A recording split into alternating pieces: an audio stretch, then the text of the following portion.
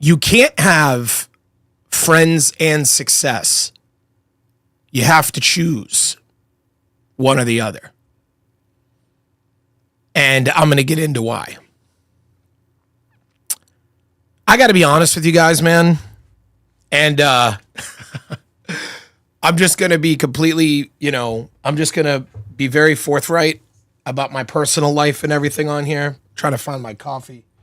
I have a brand new coffee that I had in my hand, and I do not know. There it is.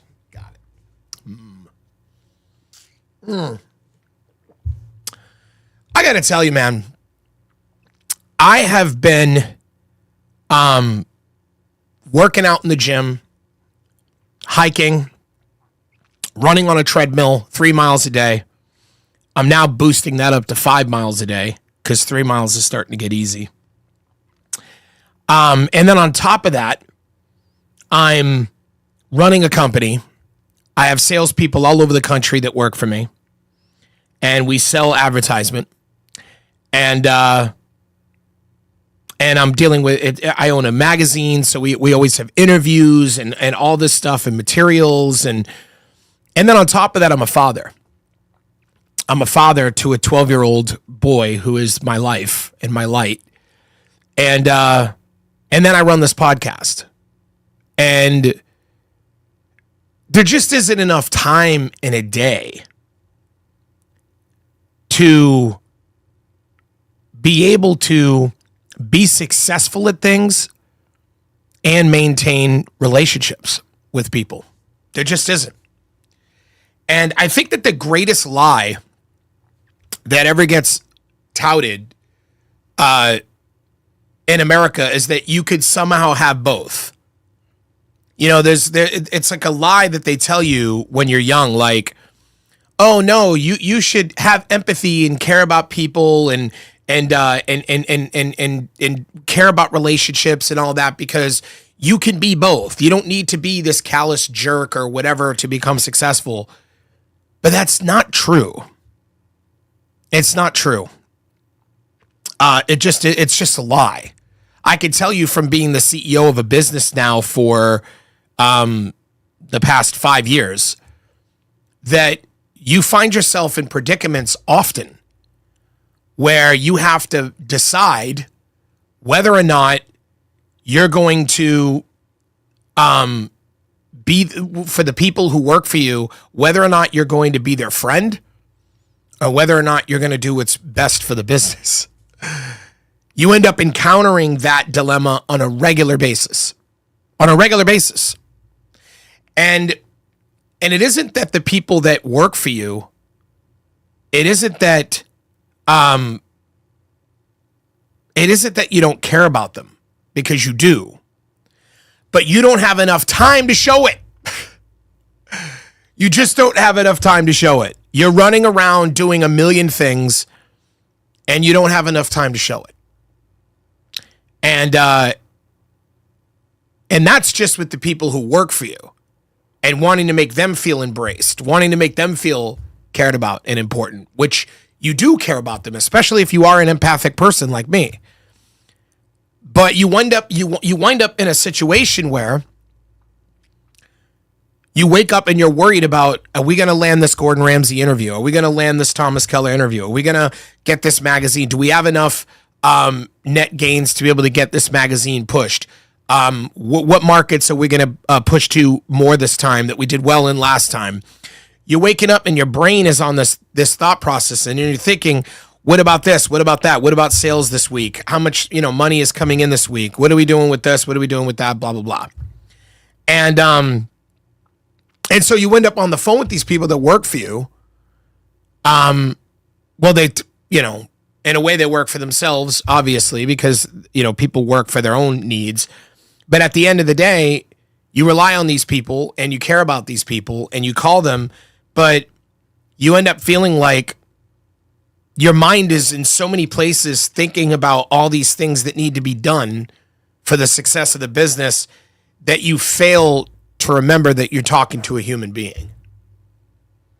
And that's probably the most difficult part of being the president of a company. because you do have two goals. You have the goal of making a business become successful, but you also have a goal of being a human being and caring about people and their needs. And it becomes very difficult to do both. But aside from that, I want to talk about the even more obvious thing, which is relationships or friendships. Because I got to tell you, like, to be able to get up and say, okay, I'm going to wake up this morning, I'm going to handle my business entrepreneurial stuff, I'm going to handle my business stuff. And then when that's over, I've got to go and eat healthy. I have to cook something at my house that's going to be nutritional and protein rich. And then I need to go to the gym and I need to put in a full workout at the gym. That's going to take an hour and 30 minutes, hitting all the different machines I need to do for my workout, whether it's a push day or a pull day. And then you get out of that. And then, of course, you know, if you're me, I go home and I have to hit the treadmill now, and I'm running on a treadmill trying to clear 3 miles and then get that in before the hike. And then I'm drinking the protein shake, and I got to get the egg white protein powder and mix that in the blender and do all that. And then I'm off to go do the hike. And then it's like, before you know it, your day is over. And then I got to make time for my son daily, which I do, where he calls me and we talk and so on and so forth. And he's obviously getting my time no matter what. He's first in my life. He's top priority, most important. And then, of course, when it's all said and done, then I got to do this podcast, right? And then, of course, there's still work at the space that still needs to be done in here. There's a whole bunch of shit that still needs to be done in here that takes time. And meanwhile, you have people that you know that are your friends that call you up and they're just like, hey, man, let's hang out. And you got to be like, I can't. No. I have like a million things to do. And, you end up not checking up on people. I have a friend of mine who I'm very close to named Lance. I really love this guy. He's like my fucking homie for real. Like, he's my dude. And I forgot his birthday the other day because I get so busy with shit. And you just end up feeling like the more successful you become, the more you fail people. And even at times, sometimes I feel like I'm even failing my own son. Because it's very hard to be the father you want to be too.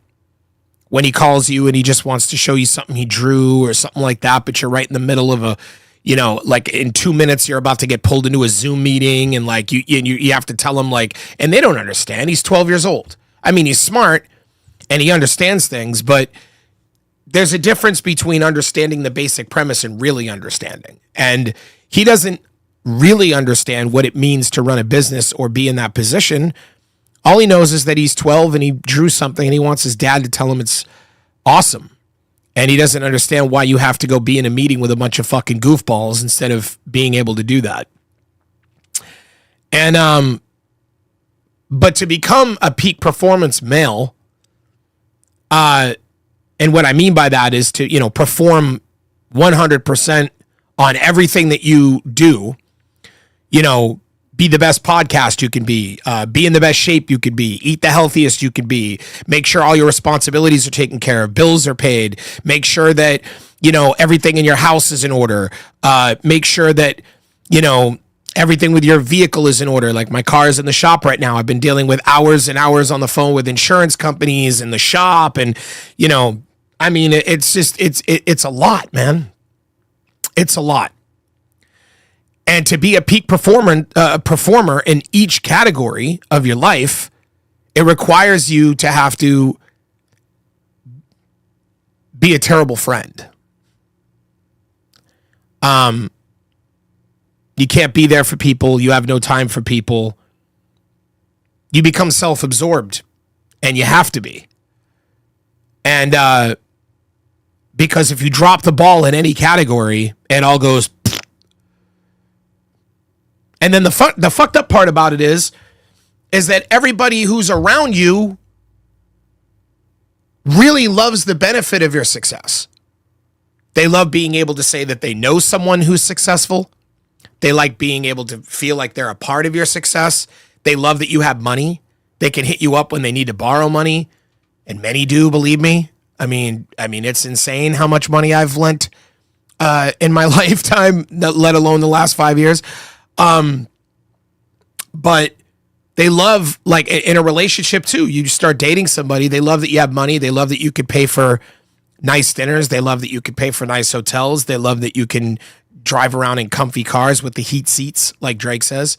You know what I'm saying? No, my shit come with the heat seats, baby. Woo!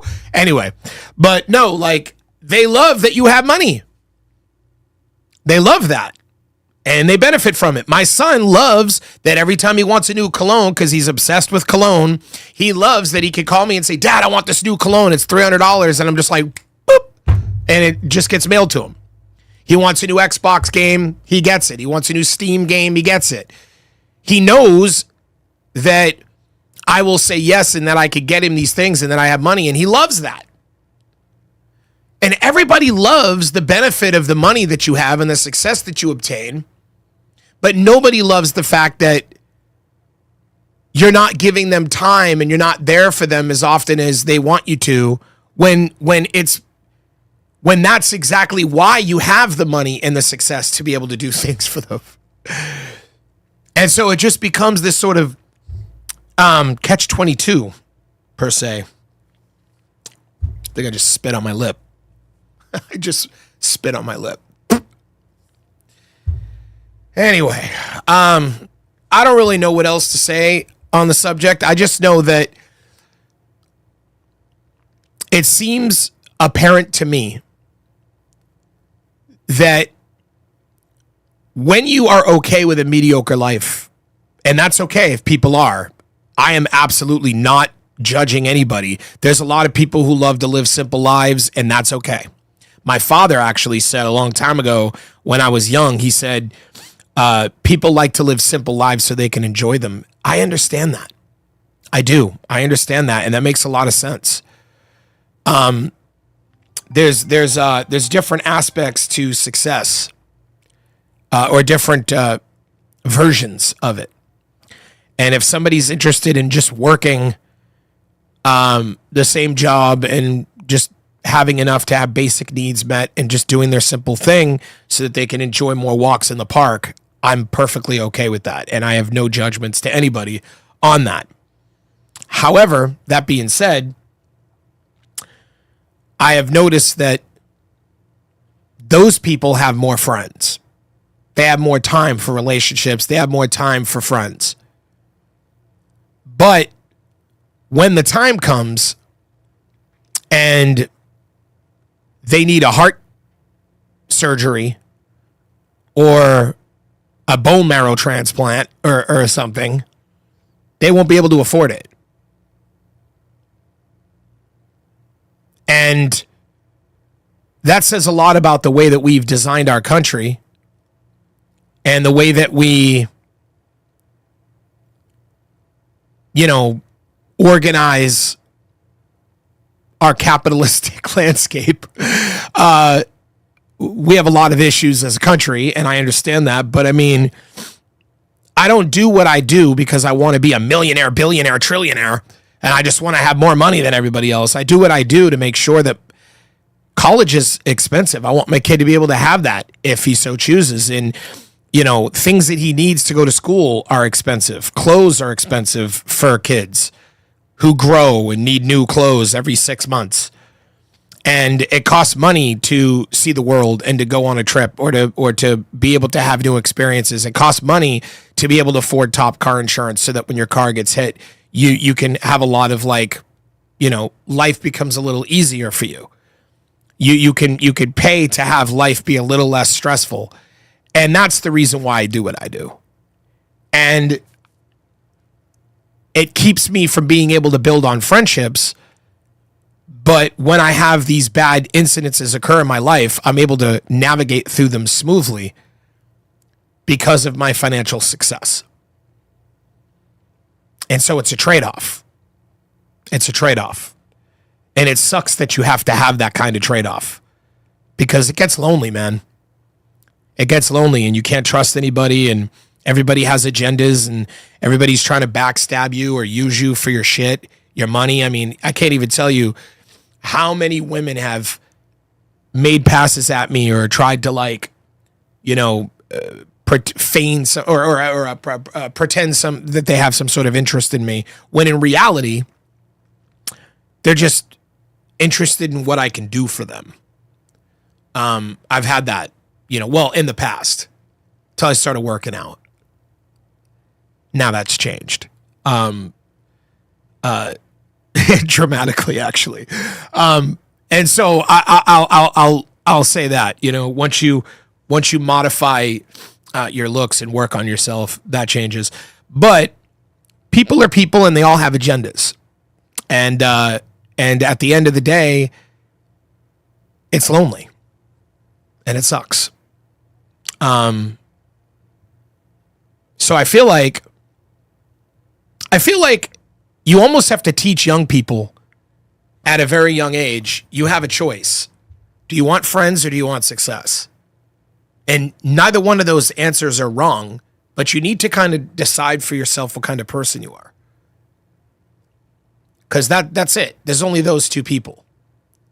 And people who want success, when they get around people who just want friends, people who want success will use you and crush you and do whatever they can.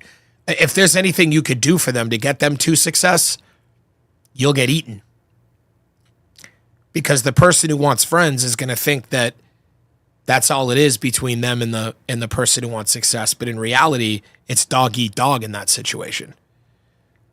When you get two people who want success in the same room, then the dynamic changes, because now they both know that they're using each other, but it becomes mutual. Hey, there's something you could do for me. Hey, there's something you and I can do for you, and we're going to do shit for each other so we can both become successful. Unless those two people who both want to become successful realize that the other person can't do anything for them, and vice versa, in which case they'll have nothing to do with each other. And then, of course, you have the other scenario, which is two people who just want friendship that end up in the same room together. And